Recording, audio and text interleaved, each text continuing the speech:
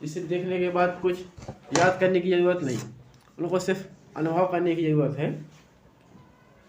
तो मैं आपको बताऊंगा जिस प्रकार से पहला क्वेश्चन है, सबसे बड़ी आंखें किस स्तनधारी प्राणी की होती हैं? तो कौन सा है वो? हिरण। ये है। दूसरा क्वेश्चन है, आज कार्बन डाइऑक्साइड CO2 के उत्सर्जन में सर्वाधिक योगदान करने वाला देश कौन सा है? वो है संयुक्त राज्य अमेरिका। ठीक है। ये तीसरा क्वेश्चन है, निम्न में से किस उद्योग में अभ्रक कच्चे माल के रूप में प्रयुक्त होता है? जो अभ्रक है वो कच्चे माल के रूप में नियुक्त हो जाता है, तो कौन में होता है वो? विद्युत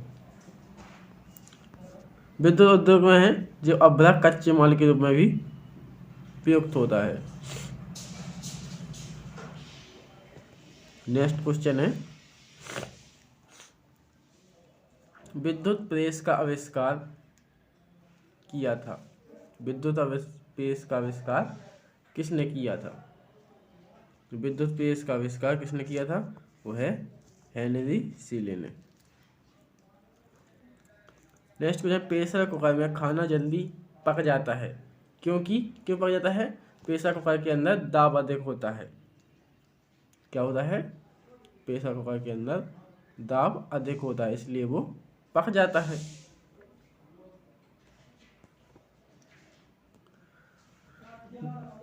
अगला क्वेश्चन है, दाब बढ़ाने पर जल का क्वथनांक कैसा होता है?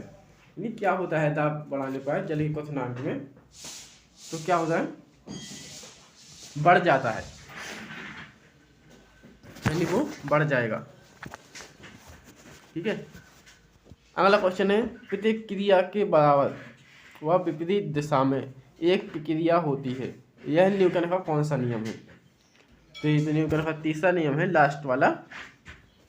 प्रतिक्रिया के बराबर और विपरीत दिशा में एक प्रतिक्रिया होती है, यह न्यूटन का तीसरा नियम है। देखिए आगे बताते हैं, कॉपर यानी तांबा का शत्रु तत्व है। कौन सा तांबा का शत्रु? वो है गंधक। जो तांबा है उसका शत्रु है गंधक। अगला क्वेश्चन है, उगते व डूबते समय सूर्य लाल प्रतीत होता है क्योंकि लाल रंग का प्रकीर्णन सबसे कम होता है। कैसा होता है? लाल रंग का प्रकीर्णन सबसे कम होता है।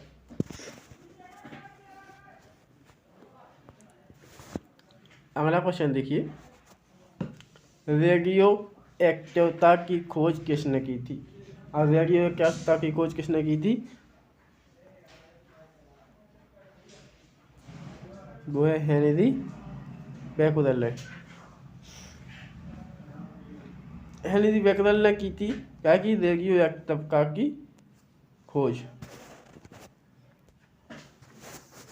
देखिए यहाँ पर जो सवाल आ रहा है, दो समतल दर्पण एक दूसरे से 60 डिग्री कोण पर झुके हैं, इनकी बीच रखी एक गेंद के बने प्रतिबिंबों की संख्या कितनी होती है? बेसिकली तो हम यहाँ पर बता देंगे आपको कि 5 होती है। बट कैसे होती है थोड़ी मैं ग्राफ में बताता हूँ आपको।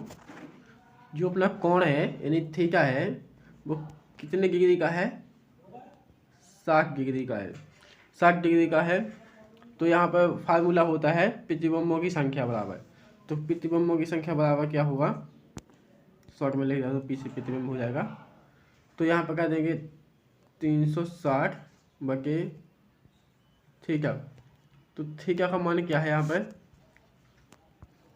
360 कर देंगे, यहाँ पे 60 कर देंगे,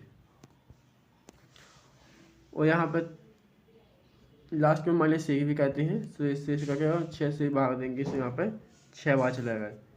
6 - 1 बराबर 5, यानी 5 प्रतिबिंब बनेंगे। पानी के अंदर हवा का बुलबुला किस तरह बर्ताव करता है? तो किस तरह करता है? अवतल लेंस की तरह। इकाइयों की समस्त व्यवस्थाओं में किस इकाई की मात्रा समान होती है? इकाइयों की समस्त व्यवस्थाओं में किस इकाई की मात्रा समान होती है? तो कहा है विशिष्ट गुरुत्व की मात्रा समान होती है।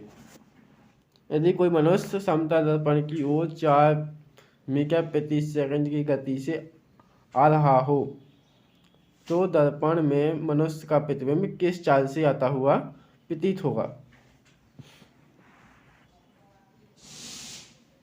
क्या होता है जब मनुष्य ऐसा आता है समतल दर्पण में, तो एक समतल दर्पण यहाँ पे है, थोड़ी ऐसे मान लेते हैं, और यहाँ से जब कोई मनुष्य आएगा तो क्या होगा कि जब वो 4 से ज़्यादा है तो उसकी गति दर्पण में दोगुनी दिखाई देने लगती है, यानी 8 हो जाएगा। यदि 8 है तो 16 हो जाएगा।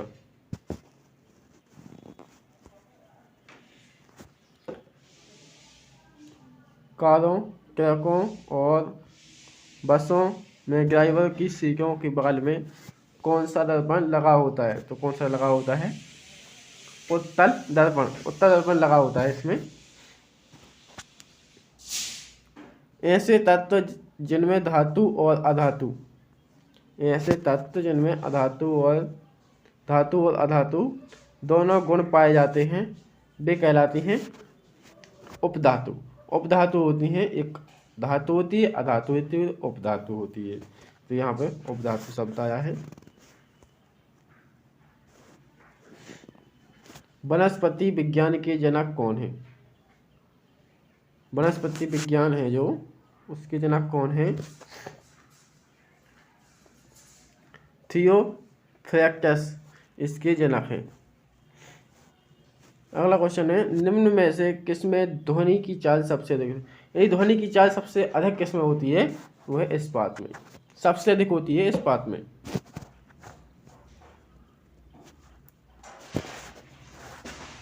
एक व्यक्ति घूमते हुए स्टूल पर बाएं फैलाए हुए खड़ा है। एकाएक वह बाएं सिकोड़ लेता है तो स्टूल का कोणीय वेग क्या होता है? बढ़ जाता है।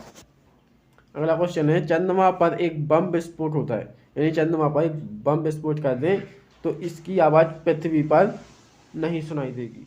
क्या नहीं होगी? सुनाई ही नहीं देगी।